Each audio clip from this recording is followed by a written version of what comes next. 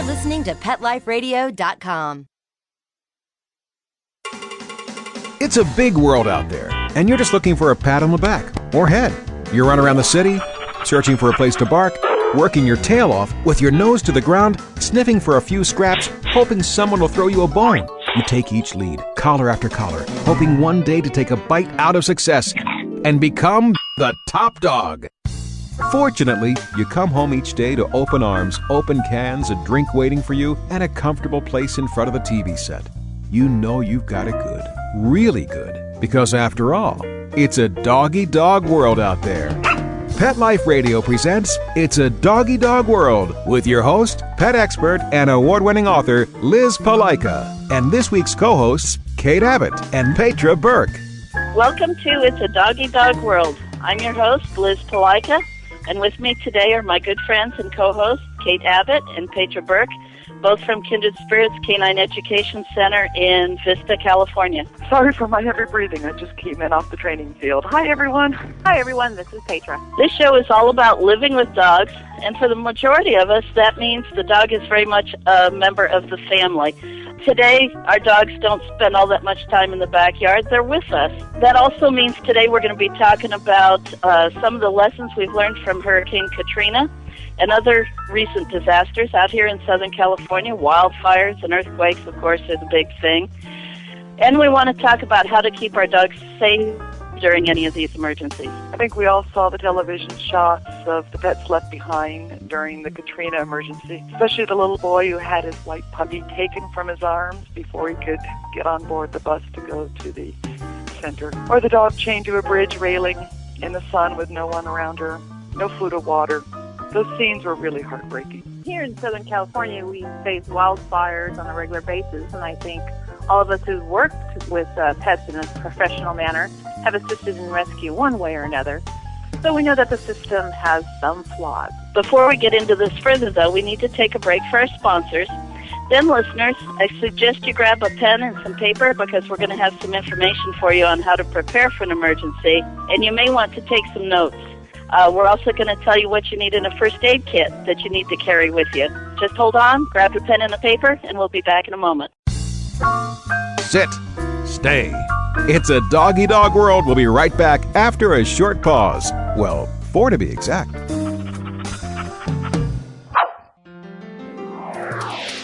Will your dog have a bone to pick with you tomorrow? Is your cat planning a hissy fit?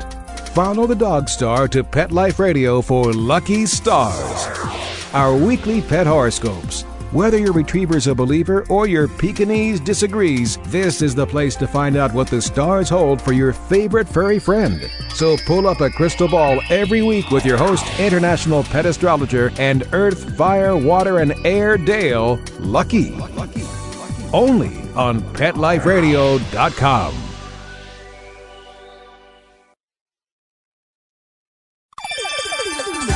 Let's Talk Pets on PetLifeRadio.com. We know you're begging for more. So back to It's a Doggy Dog World with your fetching hosts, Liz Palaika, and this week's co-hosts, Kate Abbott and Petra Burke.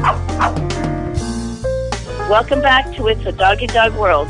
I'm your host, Liz Palaika, and with me today are my co-hosts, Kate Abbott and Petra Burke from Kindred Spirits Canine Education Center in Vista, California. Today we're going to be talking about ways to keep our pets safe during an emergency, whether that's a natural disaster or a man-made disaster. It's very important to prepare ahead of time while you have time to think, and you can think clearly. When faced with an emergency, man-made or hurricane, tornado, earthquake, wildfire, or other natural disaster, you may not have time, and you could very easily forget something that's very important. Speaking of preparation, think about taking a Red Cross pet first aid course. Not only will it teach you how to handle the basics, such as broken bones, open wound, extensive bleeding, but other basic emergencies. Also, it will teach you how to do pet CPR. To find a course, contact your local branch of the Red Cross. I've written about emergency preparation many times in Dog World and several other magazines and in several of my books. But one of the things I always recommend people do is prepare an emergency supply kit. This should have everything you and your family and your pets need for a week. Now, you can store this in a plastic storage container or even a trash can with a locking lid. Myself, I use the trash can with a locking lid, and the kit is in the garage right near our camping gear and right near a door, so it's easy to grab. That's a good point. Be sure to store your kit where you can get to it and don't have to plow through everything else, or in case of a house fire, but you can get it out the door quickly. I use a trash can too, a locking lid, and a trash can on wheels, so I can haul it out quickly. In the kit, you should have a week's worth of food for both you and your pets. And if you have canned foods, don't forget the can opener. There should also be a week's worth of water. And if you go camping, be sure that you keep the can opener in the whole camping gear and everything. Oh, yeah, that'd be so nice to have a pup tent. Ha, ha, ha, ha. Okay. Oh, I got Major all carried away here. Here we go. So as Liz and Kate said, keep your first aid kit handy, not buried behind anything, because you don't want to dig for it in a case of emergency. Also, we should keep in there a few things. Medication for your people and your pets. Vaccine records for all your pets and all their medical records if possible. And any type of medical condition they may have. Your dog licenses. Your veterinarian's name and phone number, including an emergency phone number. And, of course, flashlights and extra batteries, trash bags, paper towels, baby wipes. Store the kit in as we said before, an easy area to get to in case of the emergency has occurred. I'm also a firm believer in having an up-to-date, well-stocked first aid kit available. I always have one in my van, one at our training yard, and one at home, and they've come in handy on numerous occasions. Somebody gets stung by a bee, I've got the Benadryl in the first aid kit. Somebody cuts a paw, I've got all the stuff there. First aid kit can be used for so many different reasons at so many different times. But first aid kit is especially important during an emergency. So Kate's going to talk to you about what your first aid kit should have. The first aid kit should have, obviously, bandages, scissors, gauze, tape, cotton or wool. It's also nice to have a muzzle, although in the first aid classes you can learn how to use the gauze to make a muzzle, an emergency muzzle. But knowing that you may be out of your home for days, it's nice to have some diarrhea tablets. Even if you're lucky enough to find shelter during an emergency, that kind of upset in your dog's routine can cause diarrhea, and that's no fun for anyone. Some of the other items that are really, really nice to have in your kit are tweezers, large and small, disposable razors for getting to the dog's skin so you can see what's going on, nail clippers, not just for keeping your dog's nails short, but also in case they tear a nail, thermometers so you know how they really are feeling inside, safety pins, plain fabrics of different widths to use for bandaging, instant cold compresses. You may not always be able to find ice, elastic to wrap around the bandages, particularly with dogs, to prevent them from pulling at it or from getting it dirty and licking on it, antiseptic cleaning wipes, sterile saline eye wash, alcohol prep pads, a bottle of hydrogen peroxide, a pack of antihistamine tablets, a bottle of an anesthetic spray, an antibiotic ointment, a spare leash and collar, a mirror, pen, pencil, and paper. Okay? You can also tailor the kit to your own dog, cat, or family needs. If someone's allergic to bees, for example, you may need to have an EpiPen available. But don't forget to check all your medications in your first aid kit every 6 months. You don't want to try to give something that's way long expired years ago. And if you're as bad with time as I am, then just go ahead and put that on your calendar. Every 6 months, check your kit. Make sure it's up to date. And to swap out the water and food so that it's always fresh. This emergency kit and first aid kit can be used at home, should you need to stay at home to weather the emergency, or on the road if you need to evacuate the area. And when you do need to evacuate the area, don't leave your pets home alone. They can't take care of themselves. You need to be there for them, as Katrina unfortunately had showed us many, many times over. You may be able to go back to your house. You may not for weeks or months later, especially if there's been significant damage to the area. A friend of ours that trains her dogs with us regularly was one of the people that helped evacuate dogs from the Katrina disaster. And she ended up fostering and bringing home 4 dogs from the New Orleans area that eventually were adopted by new owners, primarily because the owners had to leave. The dogs were left there at home, and there was no way of finding the owners. The dogs basically had been abandoned, and I'm sure their owners loved them very much, but they hadn't prepared ahead of time. They didn't know what to do with the dogs, and so they left the dogs home with a bowl of water and a bowl of food, probably assuming that they'd be right back. And unfortunately, they weren't. So anyway, we're going to talk a little bit more about surviving an emergency, but first we've got to break for a message from our sponsors, so don't go away. Sit. Stay. It's a dog-eat-dog world. We'll be right back after a short pause. Well, 4 to be exact. Here's the story of a lovely lady who is bringing up 3 very lovely goals. Join us every week on Wings and Things with your host, Susan Chamberlain, and get a bird's eye view of everything there is to know about pet birds and how to make your frequent flyer a happy camper. Wings and Things. That's the way we became the Birdie Bunch. Only on PetLifeRadio.com. Let's Talk Pets on PetLifeRadio.com. We know you're begging for more. So back to It's a Dog-Eat-Dog World with your fetching hosts, Liz Palika, and this week's co-hosts, Kate Abbott and Petra Burke. Welcome back to It's a Dog-Eat-Dog World. This is your host, Liz Palika, and giggling behind me are my 2 co-hosts, Kate Abbott and Petra Burke. Today we're talking about surviving an emergency, and I'm sure the giggling is just a release of stress. We're talking a serious subject.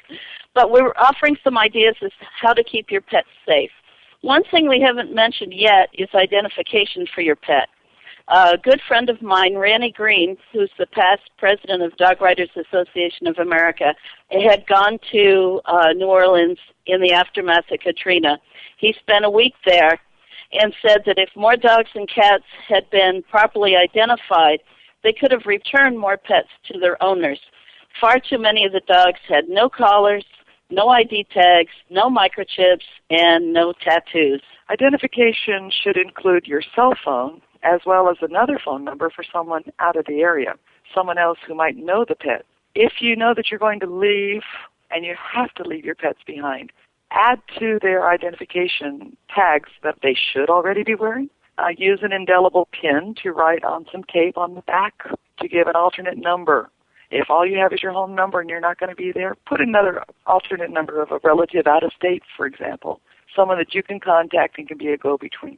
You should also have photos of your pets, and that would be a front view of their face, the side view each, the left side and the right side, so you can prove ownership if you need to. And also you can make up some lost flyers should you and your pet be separated. When making plans, decide where you're going to go in an emergency. Years ago, my husband and I, and again here in Southern California, were evacuated because of a wildfire that was actually just at the end of our street. As we drove out, it seemed like the flames were 100 feet high. Luckily, our house survived, but we had to load up our 2 German Shepherds, our 2 cats, a rabbit, several snakes, and 2 rats with all their food, water, cages. And once we were loaded up and we drove out of the housing development away from the fire, we had no idea where we were going to go. My mom wasn't about to take us in with the snakes and the rats, no matter how much she loved me. Imposing that many pets on friends just seemed like a little much. We had no idea where to go, and we had made no plans. We ended up at a beachfront campground, and since it was summer, we were absolutely fine, although we shocked, I think, many of the other campers there. But we ended up spending 3 days at the campground until we could go back to our house. So it's much better to plan ahead. I'm amazed you were able to get a camping spot in Southern California in the summer on the beach. But here, a pre-arranged evacuation site out of the immediate emergency area, a boarding facility, check ahead of time if you can find hotels that normally allow pets, or give them a call and ask if they would allow pets in an emergency, if they're crated and well-behaved, which, of course, you are going to have your pets be. Also check with family or friends, since you probably won't be arriving with snakes and scorpions and rats. They may be more amenable to having you stay with them. Thankfully, there have been some changes since the Hurricane Katrina fiasco. As of October 2006, states are now required by the federal government to help evacuate pets as well as people during a natural disaster. And if the states don't provide this assistance, they can lose their FEMA funding and assistance. The law also gives FEMA the go-ahead to create pet-friendly shelters. This is a huge step forward from the Katrina disaster, and for those of us near the Cedar Fire, which burned thousands and thousands of acres here in San Diego. Petra, Kate, and I lived through that, did some therapy dog work in the aftermath of that, and we helped rescue pets. None of the shelters in San Diego allowed people to bring their pets in. And San Diego was also a very horse-friendly county. The local fairgrounds in Del Mar, here in San Diego County, took in hundreds of horses, but getting the horses out of the fire area itself was a horrendous undertaking. There were pickup trucks and horse trailers all over the place. And many of the pet owners had made no plans whatsoever. And so when the fires headed their direction, they had no idea what to do. So even though the federal government is now requiring the states to provide assistance, even though FEMA has put a little pressure on the states to do this, I think it's very important that pet owners make their plans ahead of time. Self-reliance is always a good idea. Don't count on other people. Have your own emergency supply kit handy. Make arrangements to where you're going to take all your pets. And remember, take a first aid kit to assist in any of your pet's injuries. We want to touch on another subject that is related. It goes along with your emergency care, but this is also good information for you in your daily life with pets, because you know darn well whenever there's an emergency, something else is going to happen. Your cat's going to cut her paw, or your dog's going to eat something and throw up, or whatever.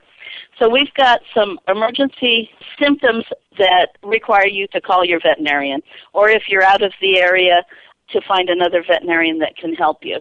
These are symptoms of problems for your dog, and will apply to cats as well. These are symptoms where you need to get some extra help. Check with your local veterinarian, your regular veterinarian, about emergency calls. Do they want you to call them so they can be paged and meet you? Or do they routinely refer you to an emergency clinic that's open after hours? So find out before you're panicking what your procedure should be. And then if they do refer to an emergency clinic, do you know where that place is? Do you know how to get there quickly? Doing a little homework before an emergency can make all the difference in getting your pet to safety. The Emergency Veterinary Clinic of Cincinnati compiled a list of pet health emergencies. The idea is, how do I know when it's really an emergency and need to take my dog in, or I can wait for regular office hours? If your animal has any of these following symptoms, call your local emergency care facility and tell the receptionist that you're bringing in your dog. If your dog has difficulty breathing is very important. We really want breathing to continue. So any difficulty with breathing, don't wait. Take them in. Bleeding that does not stop.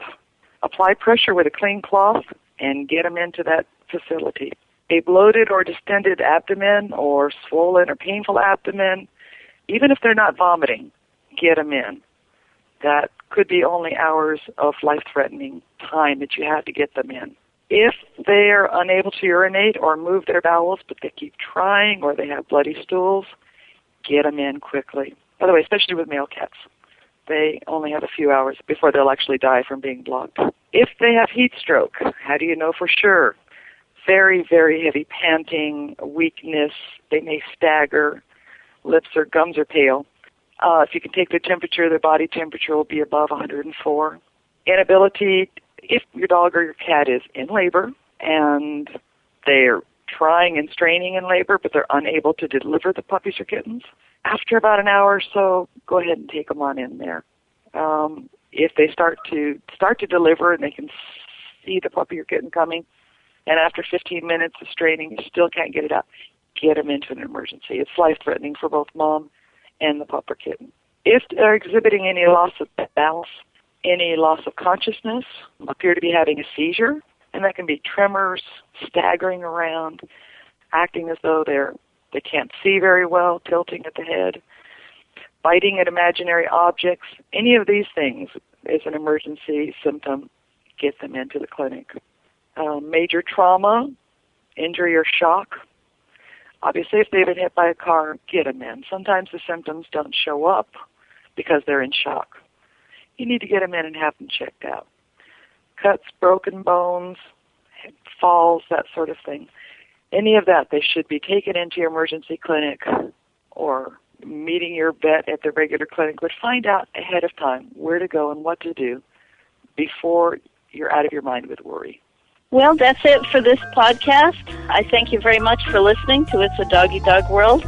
I hope we've been able to provide you with some good, solid information today that can help keep you and your pet safe. We would love to think that a natural disaster or man-made disaster will never be intimate threat to us, but unfortunately those things happen. As here in Southern California, we get the tremors and the earthquakes, we get the wildfires.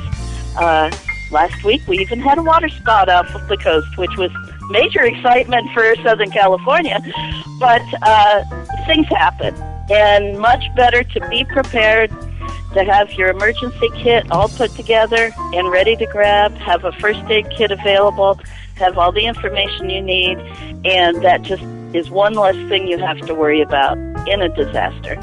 So thanks again for listening, and we'll see you or talk to you again next week. Having a rough day? Longing for the dog days of summer?